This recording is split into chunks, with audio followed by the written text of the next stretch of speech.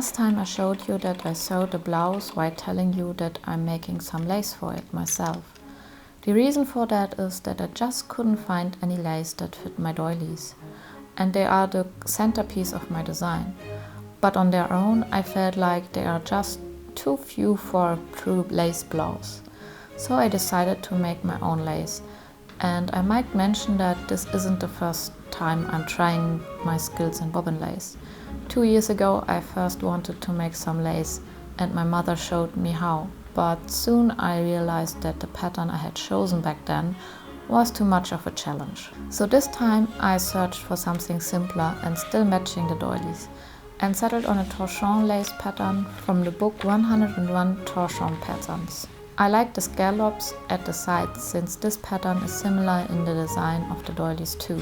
With the pattern in mind, I started winding the bobbins. I used a white cotton crochet thread which has approximately the same thickness as the yarn used for the doilies.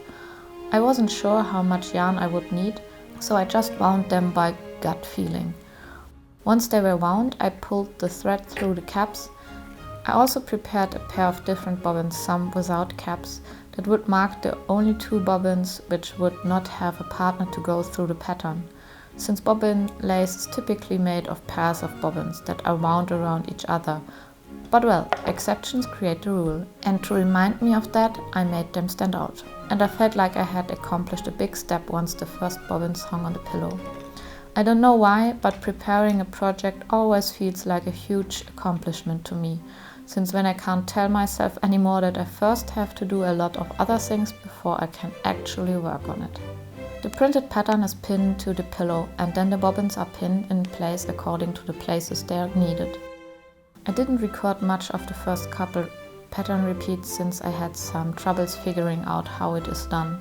Despite knowing the schematic way to do it, the first steps were stiff, and I often worked things backward in order to understand what I did wrong. One thing I learned is to not work with bad lighting. I had to redo the work I did the night before. Furthermore, I realized that I have to tie the bobbin a little differently than I did, since I worked so slow and clunky. The bobbins just didn't roll as smoothly as I'm used to watching my mother. Once I made a little loop around the head of the bobbins, they laid way flatter and didn't tangle the yarn with each move I made. This made the work a lot faster, despite me being extremely slow in comparison to someone trained.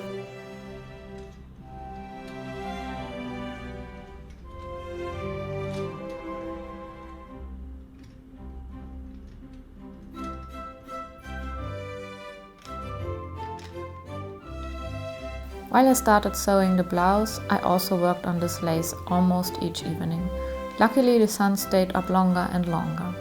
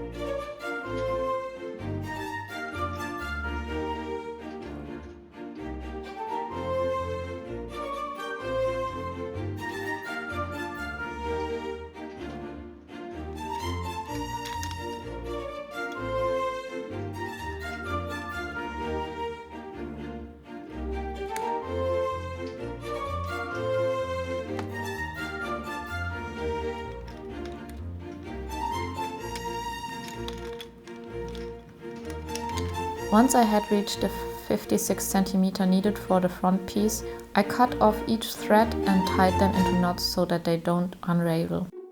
Usually, I don't like cutting off a thread on a lace project, but in this case I was excited to finally hold the lace in my hand.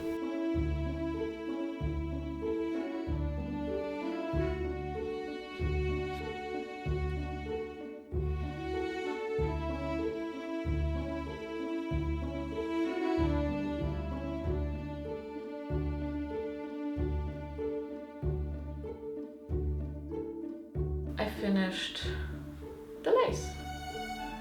It's now the length of the front part, like so, a little less than 60 cm long, and I'm proud of it.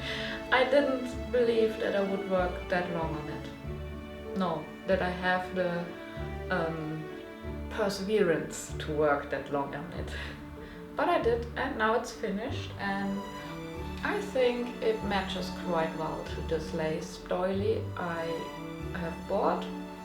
But I was far from being finished, since while making the mock-up, I had decided that the blouse would benefit from some more lace, especially for tying in the volume of the sleeves in order to create a more flattering silhouette.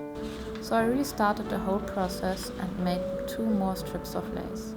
The only difference was that I didn't feel as overwhelmed by the preparation of the lace and was able to place everything in a third of the time.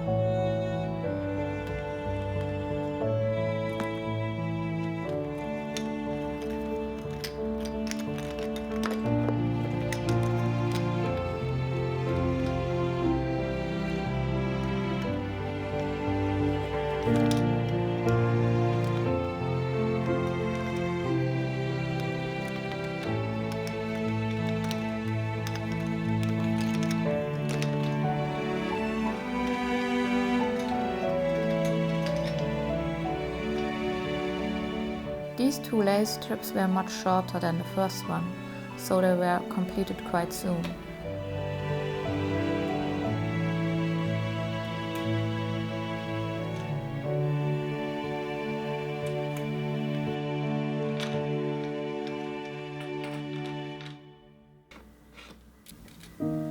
I only had to cut off the loose ends of thread where a bobbin was empty, and I had to set a new full one in.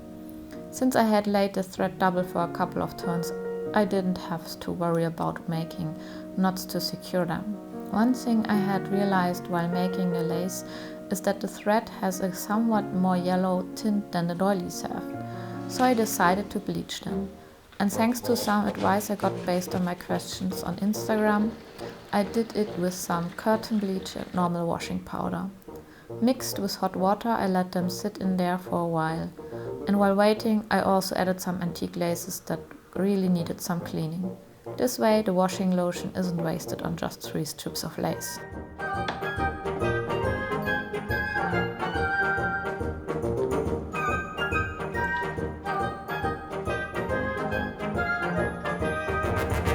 After some thorough rinsing, I hung them to dry.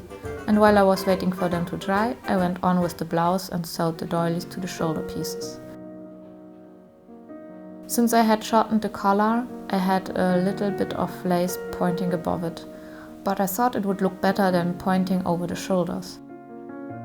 I secured the lace with a running stitch in the areas where the lace is the densest, so that it is secure but almost invisible. At some irregular intervals, I also added a single backstitch so that I don't accidentally pull the thread too strongly and create wrinkles. I actually thought about removing the fabric beneath the lace, as it was customary in Edwardian time, but I would have lost any structure provided by the shoulder pieces. And especially at the shoulders, I found this to be a bad idea. The other laces I could have cut out, but I decided not to in order to make it all fit together.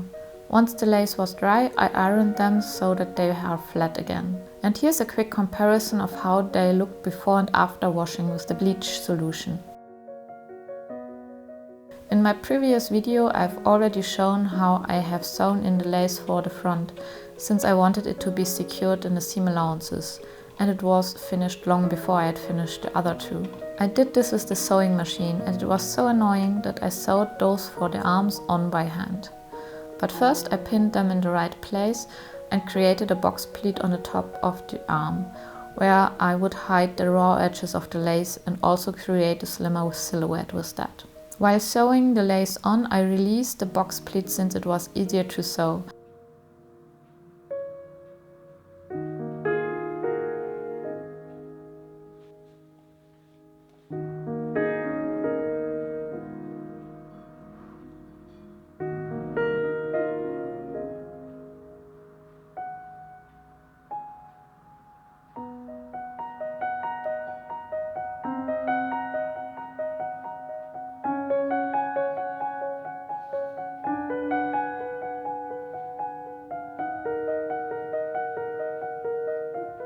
And the last step was to close the box pleat for the width of the lace.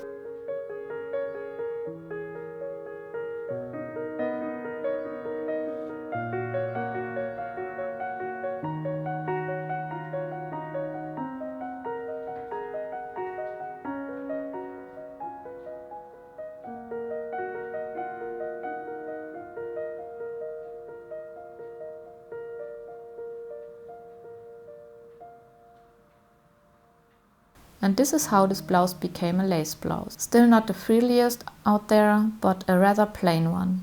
But I think that makes the lace even more interesting to me.